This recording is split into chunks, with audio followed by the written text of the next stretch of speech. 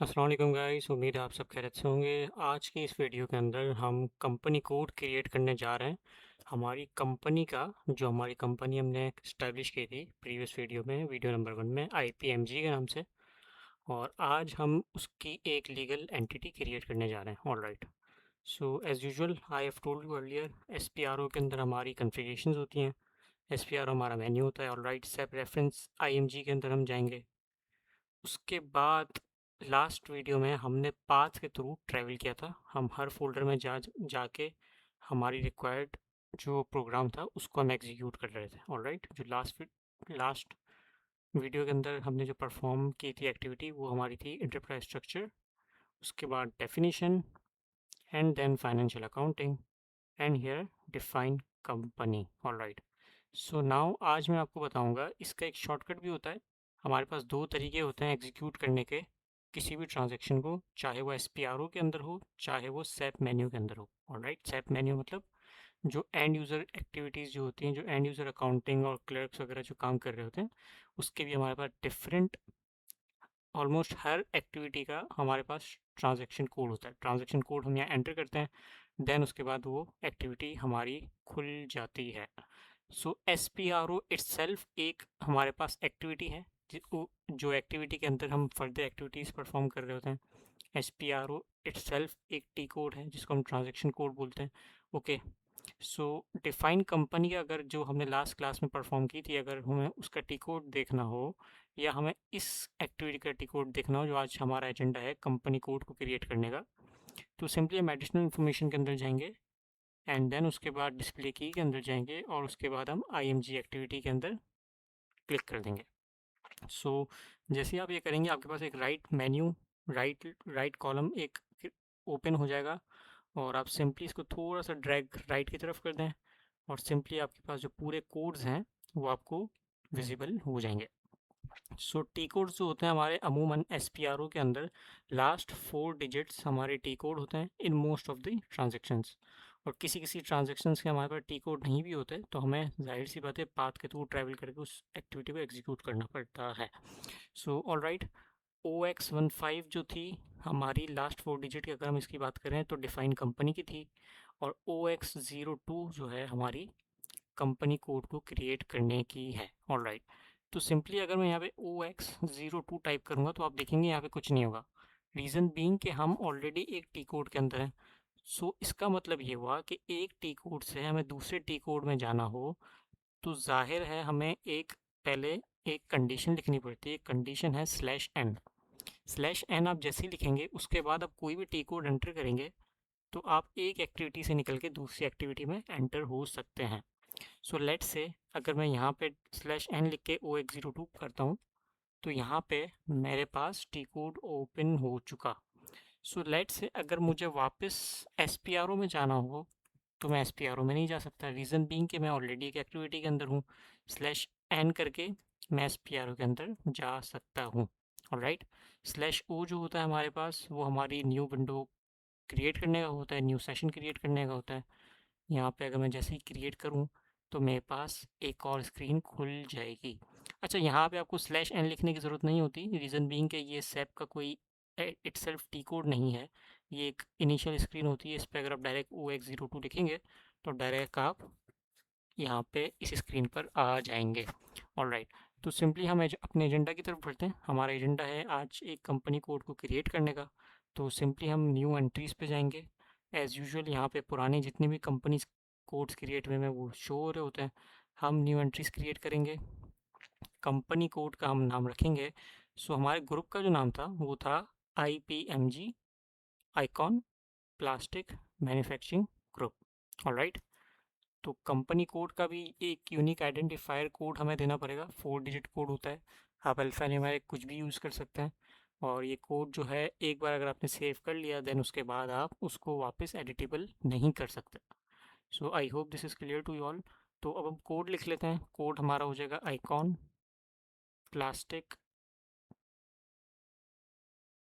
Private limited. Alright, तो मैंने सोचा कि थोड़ा सा कंपनी कोड का जो कोड है वो थोड़ा सा डिफ्रेंशिएट कर दूं ग्रुप के, आई मीन कंपनी के। तो मैंने IPPL कर दिया इसको। इसका मैं कर देता हूँ आइकॉन प्लास्टिक प्राइवेट एलटीडी कर देता हूँ इसको, क्योंकि यहाँ पे मेरे पास जगह नहीं है। सिटी कराची, यहाँ पे कंट्री आपको ओरिजिनल देना पड़ेगा पी के, क्योंकि यहाँ टेबल के अंदर ऑलरेडी मेंटेन होते हैं। एज़ यूजुअल करेंसी, ये कंपनी कोड किस करेंसी में ऑपरेट करेगा, पीकेआर में ऑपरेट करेगा। लैंग्वेज जो होगी इसकी ईएन फॉर इंग्लिश होगी। So I hope this is clear to you all. तो अब हमें सिंपली क्या करना है, हम जैसे ही क्लिक सेव पे बटन पे जाएंगे, हमारे पास एक पॉपअप ओपन हो जाएगा। पॉपअप बेसिकली क्या होगा, एड्रेस का एक पॉपअप होगा जो मैं फिल करना पड़ेगा। ऑलराइट, सो अगर मैं इसको क्रॉस करूँ फॉर नाउ, ओके मैं फिल कर ही लेता हूँ ताकि ये डाटा हमारा लॉस ना हो जाए। सो सिंपली है, टाइटल हम डालेंगे यहाँ पे मिस्टर। अच्छा ये आप नोट करें, हमने तो कंपनी कोड का नाम यहाँ पे आइकॉन प्लास्टिक प्राइवेट लिमिटेड डाल दिया था, तो यहाँ पे फिर से नाम क्यों पूछ रहा है? द रीज़न बीइंग कि आप कंपनी कोड से जब आप करस्पॉन्डेंस करते हैं, करस्पॉन्डेंस से मेरा मतलब आप कंपनी कोड को लेटर वगैरह भेज रहे होते हैं, तो आप डायरेक्ट कंपनी से मुखातिब करना चाहते हैं, तो या आप सीधा कंपनी सेलेक्ट कर लेंगे टाइटल। अगर आप किसी सीईओ या सीएफओ को मुखातिब करके कोई लेटर भेजना चाह रहे हैं आईपीपीएल का, तो आप जाहिर सी बात है मिस्टर सेलेक्ट करके या मिसेस सेलेक्ट करके उस बंदे का नाम लिख देंगे।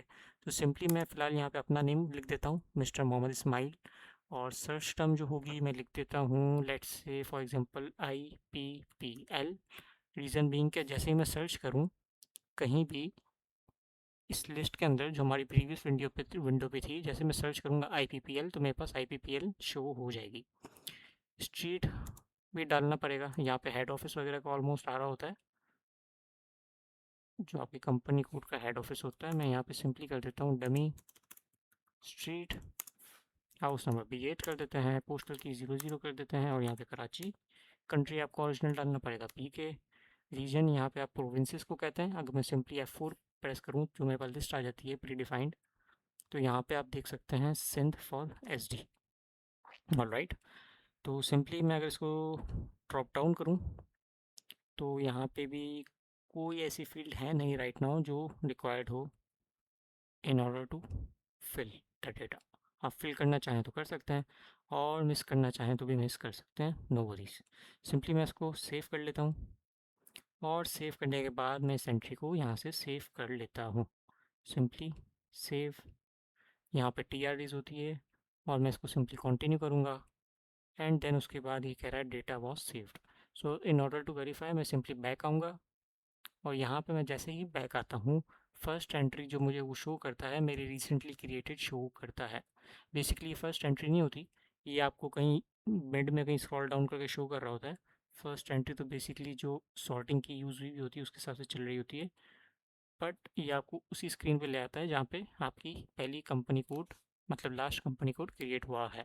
सिंपली ये हमारा IPPL है। So in order to change name, आप नाम चेंज कर सकते हैं, सिंपली डबल क्लिक करें इसको, और यहाँ से आप सब नाम चेंज कर सकते हैं, सब कुछ कर सकते हैं, but you can not change your unique identifier which is your unique code. आप यहाँ पे अल्फ़ान्यूमेरिक की भी यूज़ कर सकते हैं, लाइक कोई नंबर डालना चाहे नंबर भी डाल सकते हैं। So it is on your requirement. So basically आज की वीडियो का एजेंडा हमारा कंप्लीट होता है। हमने आज की वीडियो के अंदर कंपनी कोड को क्रिएट करने का तरीका सीखा, और सिंपली हमने ये सीखा कि हम किस तरह टी कोड के ज़रिए एक्टिविटीज़ को एग्जीक्यूट कर सकते हैं। सो आई विल रिकमेंड यू कि आप जो हैं जिस जिस एक्टिविटी को परफॉर्म करते जा रहे हैं अपने साथ, वहाँ पे इस टाइप की मेरे साथ एक फ़ाइल आप मेंटेन कर लें तो आपके लिए आगे चल के बेहतर हो जाएगा। तो ये सिंपली एक मैंने अपना फॉर्मेट बनाया हुआ है, आप चाहें तो अपना भी क्रिएट कर सकते हैं। जो जो टी कोड मैंने यूज़ किए हुए आज तक वो मैं उसको डॉक्यूमेंट करता रहता हूँ सिंपली। एरिया में मेरे ख्याल से मैंने यहाँ पे 2 फ़िल्टर लगाए हुए हैं, या तो आपका SPRO होता है मेन्यू, या तो आपका SAP मेन्यू होता है। अगर मैं स्क्रॉल डाउन करूँ तो यहाँ पे SAP मेन्यू भी आपके पास नज़र आ जाएगा आपको। ऑलराइट, एरिया मेन्यू को डिफाइन करता है, सब एरिया डिफाइन करता है बेसिक सेटिंग्स हैं क्या हैं। यहाँ पे अगर मैं ड्रॉप डाउन करूँ तो आप देख सकते हैं अकाउंट रिसीवेबल्स के भी हैं, एसेट अकाउंटिंग के भी हैं, बैंक्स के भी हैं, तो अलग अलग, ताकि सॉर्टिंग आसान हो जाए। कल को अगर आपको अचानक किसी मॉड्यूल के भी टी कोड चाहिए हो तो आप वन क्लिक पे फ़िल्टर मार के ले सकते हैं। नेचर भी मैंने डाल दी, let's say for example definition SAP के अंदर क्या होती है, I have told you earlier, किसी भी चीज़ को क्रिएट करना, और असाइनमेंट किसी भी चीज़ को लिंक करने को हम बोल रहे होते हैं।